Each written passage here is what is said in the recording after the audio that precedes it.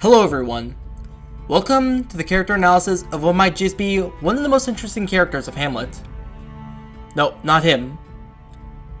Not him. No, not him. Let me explain. Today, we are going to be talking about Laertes. Nope, not that one. There we go. Laertes is a major character in the story of Hamlet. He is the son of Polonius and the brother of Ophelia. He serves a purpose in the story as a loyal son and citizen of the city of Denmark. We are currently unaware of his status was during the reign of King Hamlet before his death. He is shown to be someone who is on the good side of King Claudius and a direct character foil to the titular character, Prince Hamlet. When it comes to his early life, not much is really known, just the fact that he is the son of the Lord Chamberlain of the king, Polonius. The truth of his mother is not really well known, so we do not know whether or not she's alive or not. And he is indeed the older brother of Ophelia. He is first seen in Act 1, Scene 2, where he is currently attending the coronation of the newly appointed king of Denmark, Claudius. When in Denmark, he has permission from someone of a higher rank. Throne of Denmark to thy father. What wouldst thou have, Laertes? My dread lord, your leave and favor to return to France, from whence, though willingly, I came to Denmark to show my duty done. My thoughts and wishes bend again toward France, and bow to them your gracious leave and pardon. Have you your father's leave? What says Polonius? My lord, wrong from me must slow leave by laboursome petition. And at last upon his will I seal my heart's consent. I do beseech you give him leave to go. Take thy fair hour, Laertes. Time be thine, and thy best graces at thy will. As you can see, Laertes is very studious and takes his education very seriously, but he also knows how to approach those of a higher rank, and he is not afraid to talk to those who hold a higher position than him, which helps to show that he is very well spoken in public. Shortly before his return to France, he speaks with his sister, Ophelia, who feels that there has been a rift that has grown between her and her lover, Prince Hamlet. Laertes expresses his disbelief for Hamlet's true feelings for her, and how he believes that she is being taken for granted. My necessaries are embarked. Farewell. And sister, as the winds give benefit and convey his assistance, do not sleep, but let me hear from you. Do you doubt that? For Hamlet, and trifling of his favor, hold the fashion and the toy in blood, a violent in youth of prime in nature, forward, not permanent, sweet, not lasting, the perfume and supplements of a minute, no more. No more but so? Think it, no more.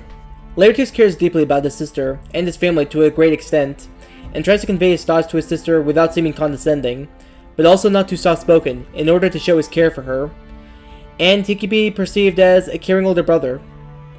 I know this may not seem like much, considering how little of an impact it has on the story at large, but it will help us understand his relationships with others, and what can indicate his sense of dedication, whether it is to his family or to his kingdom. This, believe it or not, is the last time we see him for at least 3 more acts. He's shown again in the story when he appears in anger to news of his father's death in the hands of Hamlet, as well as the mental deterioration of Ophelia, whose heart has been broken by Hamlet. He was persuaded by Claudius to get revenge on Hamlet. Hamlet comes back.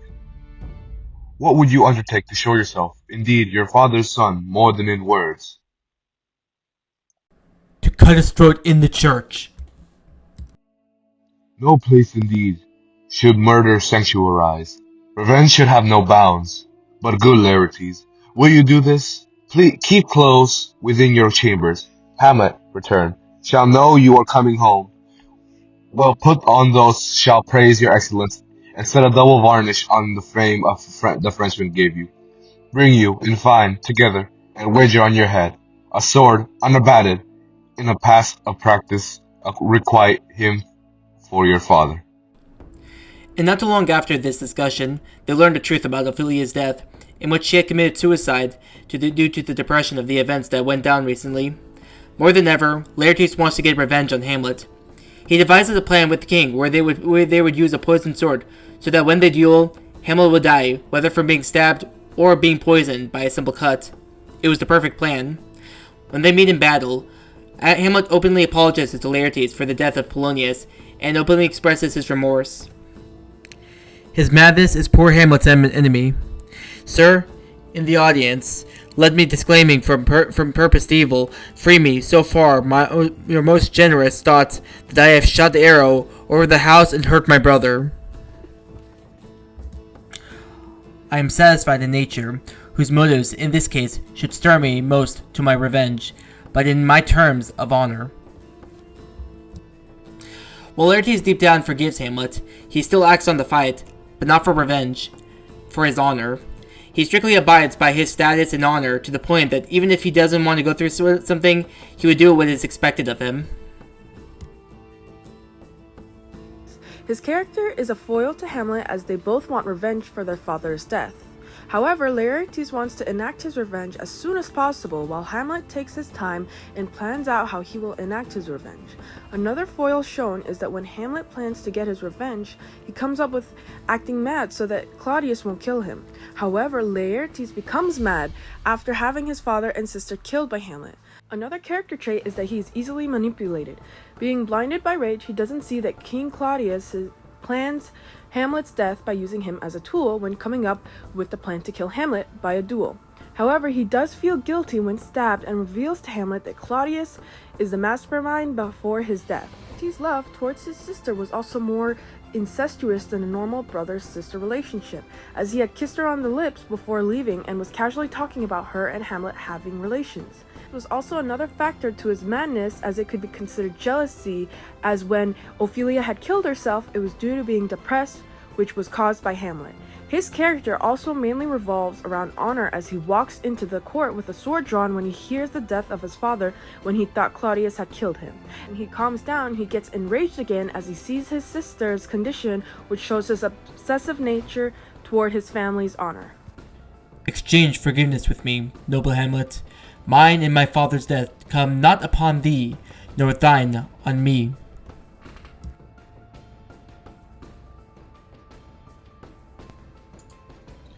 And now for the burning question. Does Laertes die in the story of Hamlet? Yeah, he does. Laertes does die in the tragedy of Hamlet, spoiler alert. The cause of the death would be due to him being stabbed by a poison-tipped sword that he poisoned. When fighting Hamlet in an attempt to have his sweet revenge for his dead sister and murdered father, he planned to strike Hamlet with his poisoned sword and, kill Hamlet.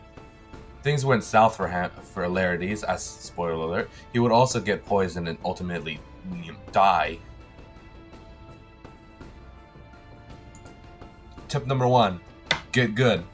He should have been better equipped for the off chance that Hamlet would be better at combat than him and not leave any room for Hamlet to get him with his own net. Tip number 2, play unfairly. If Laertes really wanted to, he could have gotten Hamlet when he was at least ready for it. Do a Claudius and get him when he's sleeping or something. Thus, Laertes would have had his victory, although dishonorable, but what are you gonna do? Be kind and fair to the guy who got your sister and dad killed? Nah. And finally, tip number 3, get over it. I'm just kidding. What Laertes could have done would be getting everyone against Hamlet. That's right. The main reason Hamlet wasn't executed in the first place was due to his positive image to the people. Tarnish that and expose his treachery, and now you got support of the people. Who knew all along that Laertes needed was some patience?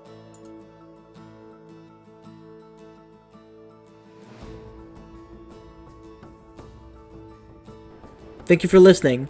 We hope you were able to learn more about Laertes and the effect that he had on the story.